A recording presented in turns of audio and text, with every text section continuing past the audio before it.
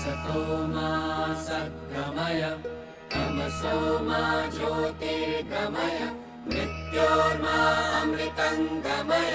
ओम शांति शांति शांति। हमें जड़ से चेतन की ओर, अंधकार से प्रकाश की ओर और मृत्यु से अमरत्व की ओर ले चलो।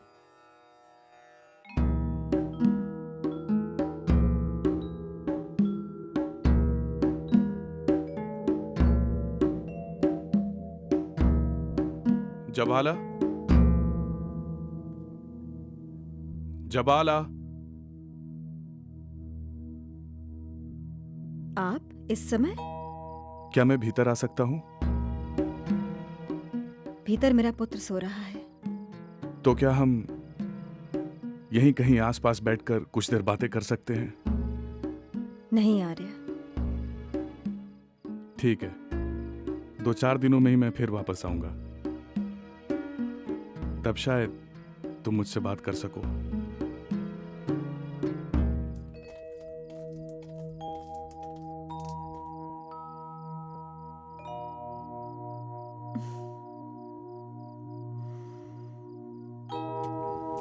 ये आकाश में टुकुर टुकुर क्या देख रहे हो सत्यकाम? क्या सोच रहे हो बेटा? काका सोच रहा था इस आकाश का अंत कहाँ है। अरे ये क्या सोचने लग गए बच्चा? कौन है वो जो पंखियों को उड़ाता है? पंखी हैं, उड़ेंगे नहीं तो क्या करेंगे? आग में ताप क्यों है? हम मल्लाह हैं, हमें इन सब बातों से क्या काम? बूंद बूंद से जल बनता है, तो पशु पशु से, मनुष्य मनुष्य से क्या बनता है? मनुष्य कहाँ से आता है? मनुष्य कहाँ जाता है? अरे भाई, हमने तो माँ के पेट से आते देखा है और गंगा के पेट में जाते देखा है। इसके अलावा न कभी सोचा न कभी सूझा। एक बात बताओ काका, हम काहे नहीं पढ़ सकते? हमें कोई क्यों नहीं पढ़ाता? अरे तुम्हें पोथी पढ़कर करना क्या है? पेट ही तो भरना है। हम तुम्हें नाव खेना सिखा देंगे, खूब नाव चलाना और पेट भर लेना। अगर पढ़ना सिर्फ पेट भरने के लिए होता तो फिर पढ़ने वाले ब्रह्मचारी भिक्षा क्यों मांगते हैं? ये तो हमने सोचा ही नहीं। दिन भर धूप में इधर उधर घूमता रहता है। शरीर कैसे तप रहा है? माँ, क्या मैं आग हूँ जो तप रहा हूँ? फिर वही उल्टी सीधी बातें। बताना माँ, ताप तो मुझ में भी है, तो क्या मैं आग हूँ? हाँ रे, तू आग भी है। आग तो सूरज में भी है, तो क्या मैं सूरज हूँ? तू मेरा सूरज भी है और मेरा चंदा भी। अब सो जा। तो लोरी सुनाना। शुद्धो सिरेता तनतेस्ति नाम कृतं च ये कल्पनयाधुनैव पंचात्मकं देहमिदं न तेस्ति नैवास्य त्वं रोदिषि कस्य हेतोः नैवास्य त्वं रोदिषि कस्य हेतोः नैवास्य त्वं रोदिषि कस्य हेतोः।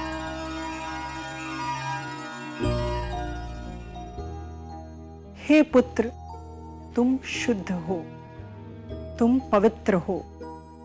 तुम्हारा कोई नाम नहीं, कोई रूप नहीं, पर जो ये नाम और रूप है वो आभास मात्र है।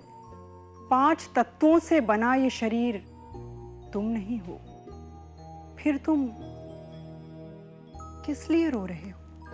सत्यकाम, आओ सत्यकाम, आज से मैं तुम्हें अपने ज्ञान के गर्भ में धारण करूंगा। आज तुम्हारा दूसरा जन्म होगा। आज से मैं तुम्हारा आचार्य।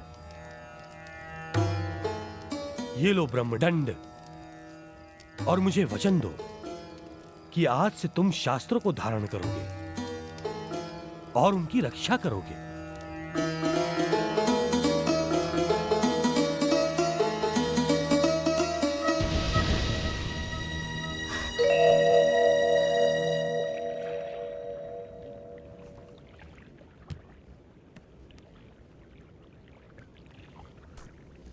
जल में बूंद तो बूंद भी जल, आग में चिंगारी तो चिंगारी में भी आग, बूंद जल में, जल धारा में, धारा गंगा में, गंगा सागर में तो सागर, सागर किस में? क्या बादल में? क्या आकाश में? बूंद फिर बादल में, बूंद फिर जल में। तो फिर मैं कहां से आता हूं? मैं कहां जाता हूं? कुछ समझ में नहीं आ रहा। फिर आकाश से बातें कर रहा है। काका, नदी के दो तट हैं, तो क्या हमारा भी कोई दूसरा तट है? पगला देगा तू मुझे। ले पकड़ पत्तल का दोना। हमारे लिए यही पहला और यही आखिरी सच है। यही प्राण है, यही ईश्वर है। जल इसमें भी है, आग इसमें भी है। अगर यही प्राण और यही ईश्वर है तो फिर वो आकाश में भी है, धरती में भी है। अरे मैं तेरे हाथ जोड़ता हूँ, तेरे पांव पड़ता हूँ, मुझसे ये सवाल न किया कर। मैं पागल होना नहीं चाहता। मुझे बचा ले माई।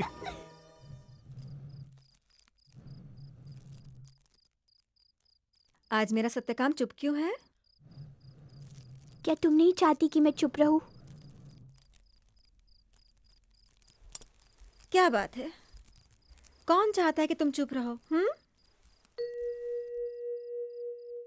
सभी, मल्ला काका, घाट पर लोग, मेरे संगी साथी, दुकानदार, मुसाफिर, अरे जिससे सवाल करो वो चुप रहने को कहता है। तो तू उनसे सवाल करना बंद कर दे। क्या मेरे न पूछने से सवाल खत्म हो जाएंगे? मुझसे पूछ, क्या पूछना है?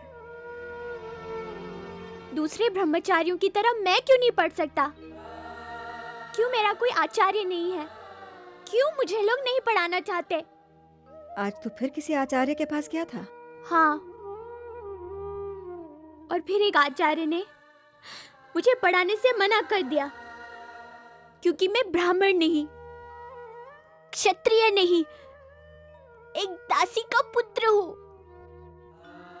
क्यों हूँ मैं एक दासी का पुत्र? उत्तर नहीं है ना? ऐसा नहीं कहते सत्यकाम। अरे विद्या वो नहीं है जो ब्राह्मण पढ़ाते हैं। विद्या तो वो है जो तुझे मुक्त कराए, तुझे बंधनों से छुड़ाए। मैं तो प्रकृति के कण कण में एक ब्राह्मण देखती हूँ।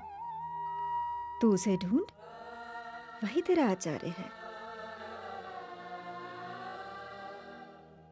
सत्यकाम, सत्यकाम, मुझ पर विश्वास है तो मेरी बात पर यकीन कर। जब एक शिष्य सवालों के साथ खड़ा होता है तो एक आचार्य भी किसी न किसी रूप में जवाब देने के लिए आ ही जाता है।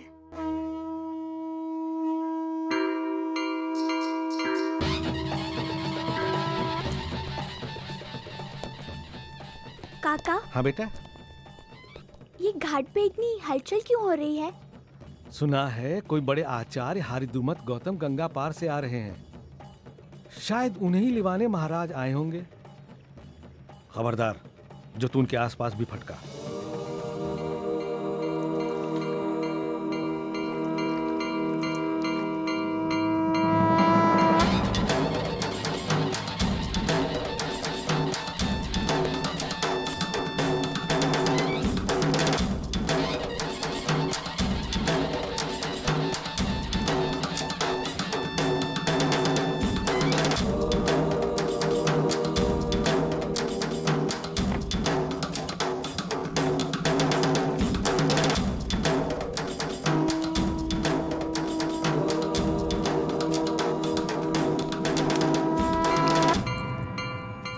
वर्चस्यमायुष्यम् आरोग्यमा विधात् पवमानं महीयते धनं धान्यं पशुं बहुपुत्रलाभं शतसंवत्सरम् अस्तु दीर्घमायुः।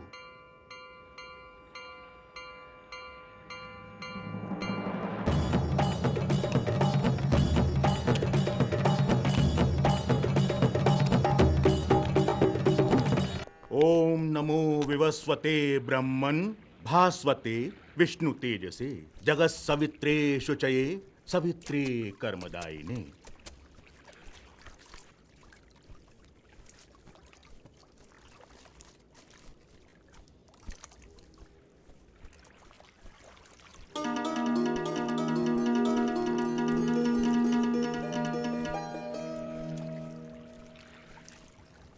उठो आयुष्मान। क्या मैं आपका शिष्य बन सकता हूँ आचार्य? प्रश्न मुझे अच्छे लगते हैं, परंतु यह निवेदन तुम्हारे पिता को मुझसे करना चाहिए था। मेरे पिता नहीं है आचार्य।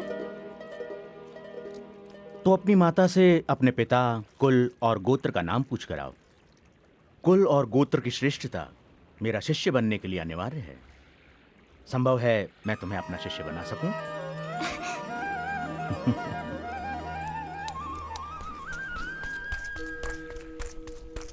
क्या अब भी तुम? हाँ, मैं अब भी दासी हूं। कभी मालाएं गूंथकर, कभी जमीन लीपकर, तो कभी जल भरकर अपना निर्वाह कर लेती हूं। दुख और अभाव को पास फटकने नहीं देती, क्योंकि संतोष को मन के आंगन से छटकने नहीं देती। माँ! क्या हुआ? माँ, मेरे पिता कुल और गोत्र का नाम क्या है? क्यों जानना चाहता है तू?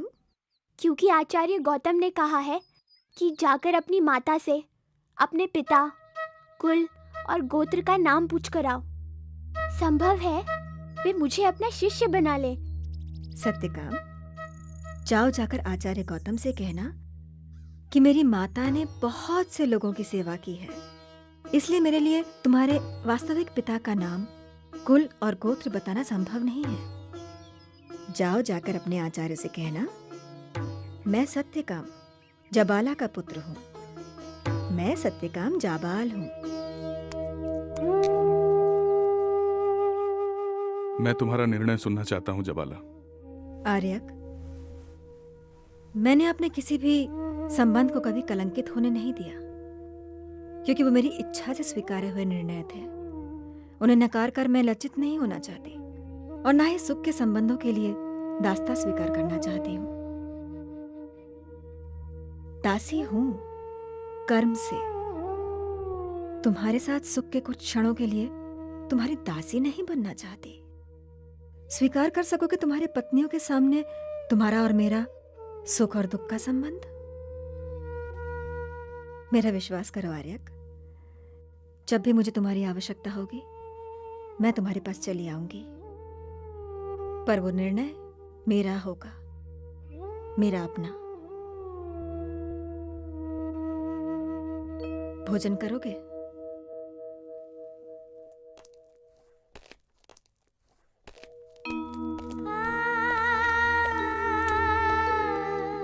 आवायन्तु ब्रह्मचारिणः स्वाहा विमायन्तु ब्रह्मचारिणः स्वाहा प्रमायन्तु ब्रह्मचारिणः स्वाहा दमायन्तु ब्रह्मचारिणः स्वाहा क्षमायन्तु ब्रह्मचारिणः स्वाहा।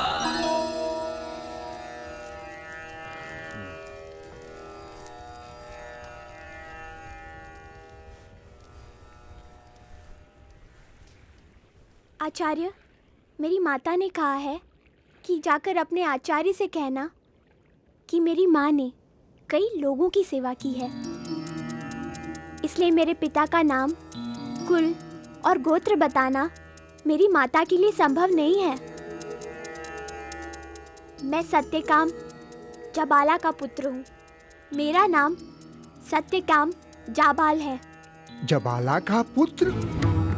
तेरी माँ को यहाँ कौन नहीं जानता? चल दूर हो जा यहाँ से। क्यों आचार्य के मार्ग को अपवित्र कर रहा है?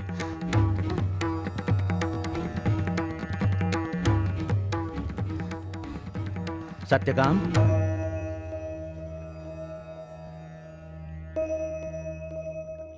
जा यज्ञ की समिधा ले आ। आज से तू मेरा शिष्य और मैं तेरा आचार्य। आज से तू जबाला का पुत्र हरिद्रुमत गौतम के शिष्य के रूप में जाना जाएगा। जा, जल्दी जा। तेरे उपनयन संस्कार के लिए यज्ञ की समिधा ले आ। ये कैसे संभव है? एक दासी के पुत्र का उपनयन संस्कार संभव नहीं है। सत्यकाम का उपनयन संस्कार आचार्यों के बीच बहस और विरोध का मुद्दा बन गया। दासी पुत्र नहीं, वैश्य पुत्र कहो। अनेक लोगों से संबंध रखने वाली को कोई और विशेषण दिया जा सकता है क्या आचार्य? असमंजस में पड़े विद्वान एक साथ अपनी बात लेकर राजा पालक के पास पहुंचे। हे राजन, धर्म और अधर्म का निर्णय शास्त्र करते हैं, पर उनका पालन आप करवाते हैं। इसीलिए राजा राजदंड धारण करते हैं। आचार्य गौतम ब्रह्म ज्ञानी हैं, वो ब्रह्म को जानते हैं। फिर उन्होंने धर्म के विरुद्ध यह निर्णय कैसे ले लिया? हे राजा पालक, इस प्रश्न से हम सभी व्यथित हैं। इसीलिए आपसे विनती है कि आचार्य गौतम से यह प्रश्न आप ही करें, क्योंकि आचार्य गौतम से प्रश्न करने के लिए हम अभी योग्य नहीं हुए हैं। सदा सुखी रहो।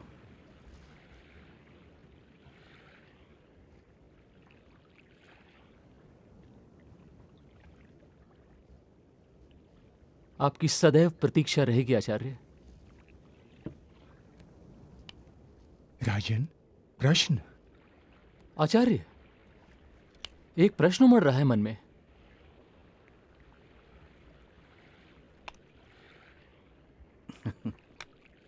राजन, जीवन की निरंतरता ही प्रश्न करने में है। सत्य पर पड़े आवरण को हटाने का दूसरा कोई उपाय नहीं है। प्रश्न करो। आचार्य, जिसके पिता का पता नहीं, क्या उसका उपनयन संस्कार संभव है? क्या उसे ज्ञान प्राप्त करने का अधिकार है? राजन, कुछ प्रश्न व्यथित करते हैं, पर वे जरूरी होते हैं। कितनी माताएं अपने अतीत के अनकहे संबंधों को स्वीकृति दे सकती हैं?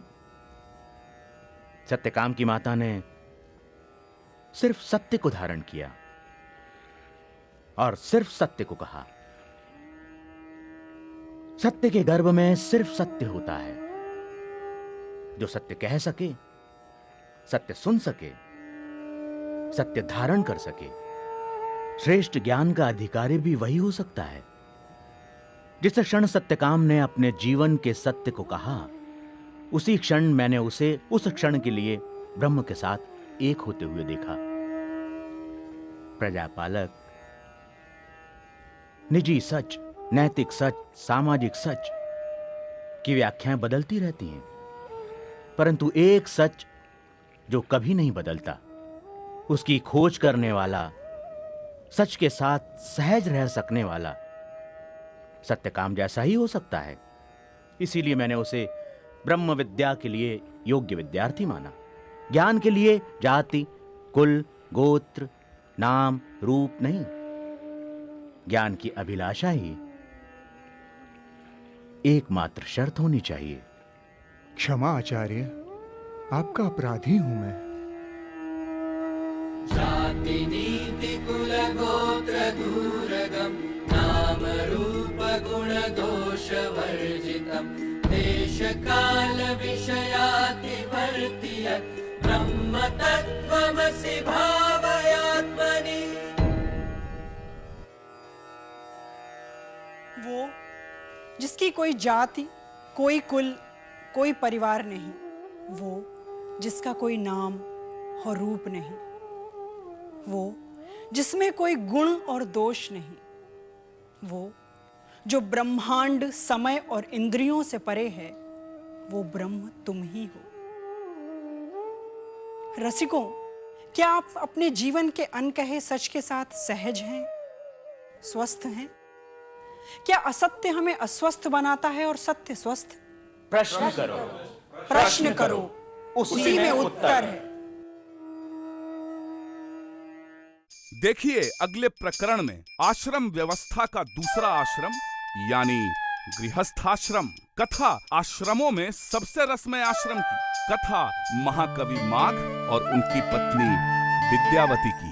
यस्य प्रसादात् भवमङ्गलार्था प्रसूत गङ्गोपनिषत् विशुद्धा समर्पयामो गुरुचिन्मयाय भूयात् प्रसन्नः स शिवस्वरूपः भूयात् प्रसन्नः स शिवस्वरूपः भूयात् प्रसन्नः स शिवस्वरूपः